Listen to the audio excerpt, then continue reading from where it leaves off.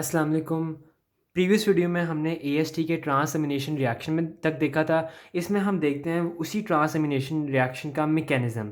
इस मैकेनिज़्म को कहते हैं शिफ्ट बेस मैकेनिज़्म, यानी कि बेस इसमें कंटिन्यूसली शिफ्ट होती है। देखें, ग्लूटामेट रिएक्ट करता है पिरिडॉक्सिल फॉस्फेट के साथ, वो इससे इसका अमीनो ग्रुप एक्सेप्ट कर लेता है और ग्लूटामेट का जो कार्बन स्केलेटन रिमेनिंग है वो बना देता है alpha ketoglutarate. Amino group accept करने के बाद पिरिडॉक्सिल फॉस्फेट पिरिडॉक्सामीन फॉस्फेट में बन जाता है। ये पिरिडॉक्सामीन फॉस्फेट ऑक्सैलोएसिटेट के साथ रिएक्ट करता है। ये अमीनो ग्रुप इससे एक्सेप्ट करता है और वापस पिरिडॉक्सिल फॉस्फेट बन जाता है और ऑक्सैलोएसिटेट अमीनो ग्रुप एक्सेप्ट करने के बाद एस्पार्टेट में कन्वर्ट हो जाता है। ये था हमारे पास एएसटी का रिएक्शन। इसमें एमसीक्यू ये आता है कि ग्लूटामेट से अमीनो ग्रुप कौन एक्सेप्ट करता है? पिरिडॉक्सिल फॉस्फेट। और ऑक्सैलोएसिटेट को अमीनो ग्रुप डोनेट कौन करता है? वो इसकी पिरिडॉक्स अमीन फॉर्म होती है। ये था हमारे पास इस रिएक्शन का इक्विलिब्रियम। इसके वैल्यू तकरीबन 1 होती है। मतलब जितना ये रिएक्शन फॉरवर्ड डायरेक्शन में प्रोसीड करता है उतना ही ये रिएक्शन रिवर्स डायरेक्शन में भी प्रोसीड कर सकता है। और इसकी जो डायरेक्शन ऑफ प्रोसीडिंग है वो डिपेंड करती है हमारी बॉडी नीड्स पे और हमारी डाइट पे कि हमने कितनी प्रोटीन्स खाई हैं और प्रोटीन्स को कितना डिग्रेड करना है उस पर डिपेंड करती है। इसके अलावा इन अमीनो ट्रांसफरेजेस की डायग्नोस्टिक वैल्यू भी होती है। किस तरह? ये जो अमीनो ट्रांसफरेजेस एंजाइम होती हैं ना, ये सेल्स के अंदर पैक होती हैं। इनके लेवल्स प्लाज्मा में एक हेल्दी फिजियोलॉजिकल बंदे में आप detect you can not find them in the plasma, मगर अनलेस और अनटिल उसका सेल डैमेज हो।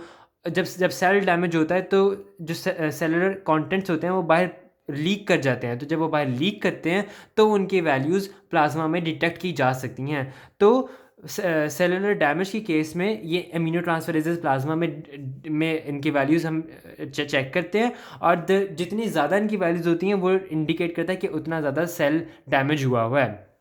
और to be very specific, hepatic disease में इनके वैल्यूज़ बहुत ज़्यादा बढ़ती हैं। मगर इनकी डायग्नोस्टिक वैल्यू हम दो ग्रुप्स में स्टडी करते हैं, एक हेपेटिक इंजरी के केस में और एक नॉन हेपेटिक इंजरी के केस में। पहले देखते हैं हेपेटिक इंजरी। कोई भी हेपेटिक इंजरी हुई है तो उसमें हमारे पास प्लाज्मा एएसटी और प्लाज्मा एएलटी, इन दोनों के लेवल्स बहुत बढ़ जाते हैं। फॉर एग्जांपल हेपेटाइटिस हुआ है, टॉक्सिक इंजरी या सर्कुलेटरी कोलैप्स है तो प्लाज्मा एएसटी और एएलटी के लेवल बढ़ जाएंगे। मगर इनमें हम फर्दर एक स्टेप और डीप जाते हैं।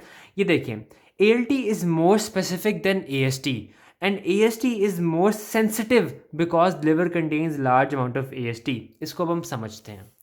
ALT इज़ स्पेसिफिसिटी क्या होती है? स्पेसिफिसिटी बहुत पिकी और एक्यूरेट टर्म है और ये बहुत फनल डाउन कर देती है किसी चीज़ को, पिन पॉइंट कर देती है कि that you are very specific. हम आपको कह रहे हैं स्पेसिफिक हैं।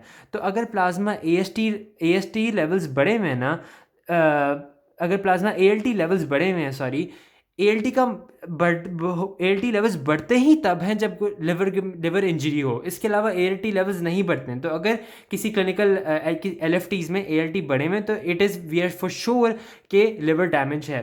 बट अब देखते हैं एएसटी को। AST is more sensitive. Sensitivity क्या होती है? ये एक ब्रॉड टर्म है और इसका मतलब होता है कि कोई भी चीज़ है, हम बस कुछ भी हो हमने बढ़ जाना है। फॉर एग्जांपल लिवर डिजीज़ हो या ना हो, कोई और डिजीज़ हो, तो एएसटी के लेवल, कोई और कंडीशन हो लिवर की, कोई भी, फॉर एग्जांपल अगर आपने बहुत एसिडिक फूड खाया है, वो एसिडिक फूड जब जाता है पोर्टल वेन के ज़रिए लिवर में, तो वो उसका जो एसिडिक कंटेंट है वो हेपेटोसाइट को डैमेज करता है और हर हेपेटोसाइट में बहुत ज़्यादा एएसटी होता है। तो थोड़ा सा भी डैमेज होता है तो एएसटी तो सेल अपने कंटेंट्स रिलीज आउट कर देता है जिसमें से एएसटी भी बाहर आ जाता है। तो ऐसे लिवर डैमेज नहीं होता, बस जो आपने डाइट खाया है उसका असर आपके लिवर पे होता है। लिवर डैमेज तो इस बहुत सिवियर कंडीशन में होता है। तो सेंसिटिविटी का मतलब है कि एएसटी के लेवल्स अगर बढ़े हुए हैं तो बहुत ज़्यादा कंडीशन हो सकती है, कोई भी केस हो सकता है।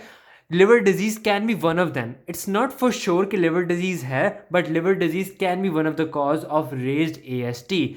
I hope you understand it now.